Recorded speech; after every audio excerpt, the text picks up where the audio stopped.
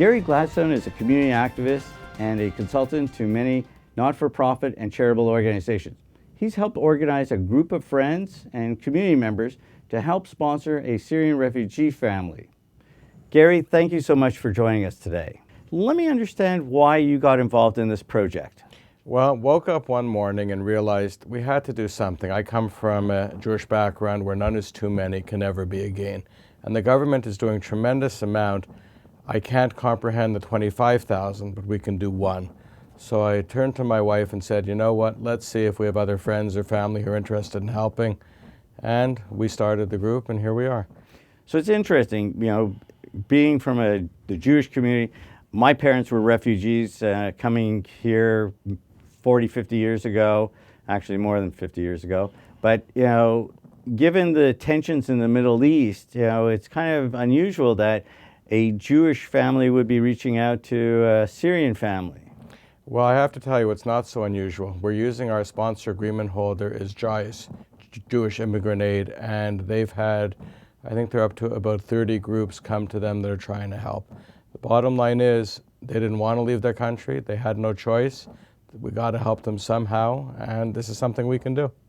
So how many people are involved in your specific group? Well, we started out with 5 at our first meeting, and 2.5 weeks later, about 16.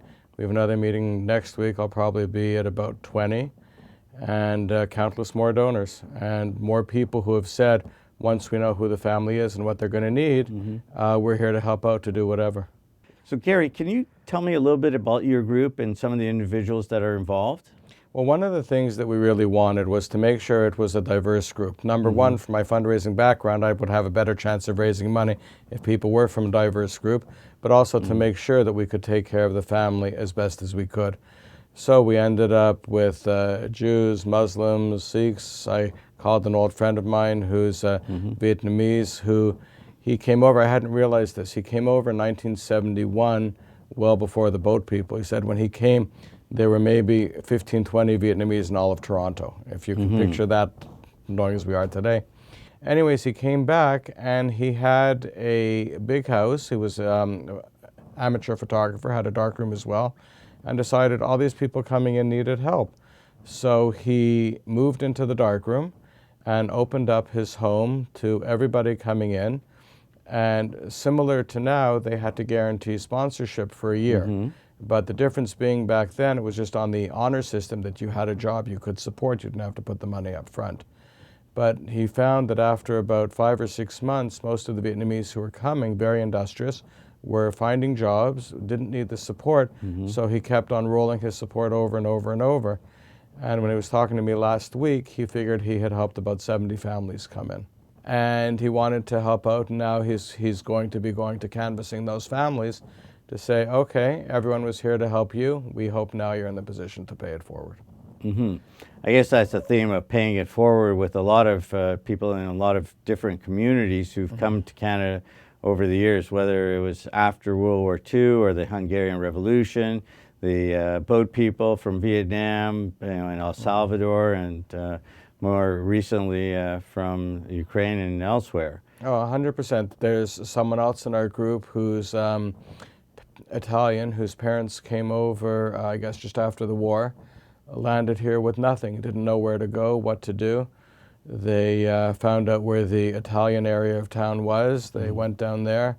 The father slept on the streets for the first night. Next day, he found someone that had a rooming house, said, I have no money, but please let me stay for one night. By tomorrow, I'll somehow found a job and I'll be paying you. And they did, and found the job and settled in Canada wonderfully and brilliantly. Well, it's those types of stories that really make up the fabric of our nation. And so what exactly is it that you guys are trying to do besides raise the money? Right, so first we need to raise the money in order to be assigned a family through JICE, through the government. Then the family will come in, and as I tell people, pretend it's your long-lost brother is now coming to town with his family and they need help.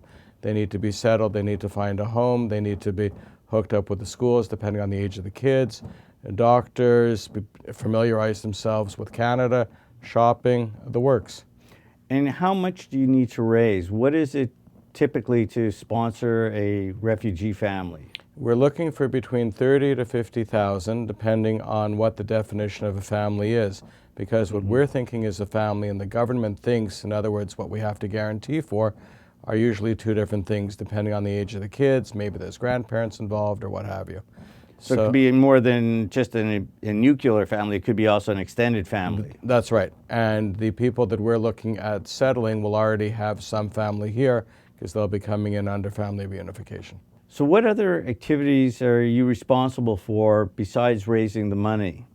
Working with JIAS, responsible for all the settlement with them in concert. So the great thing about working with JIAS is the buck stops with them. So they want us to do everything we possibly can, but if there's something we're not able to do, they have an entire resource system behind them that can assist us. And are they one of the designated immigrant organizations by the government to receive the refugees? Absolutely. That they became sponsor agreement holders, I think, about a year and a half ago. So yes.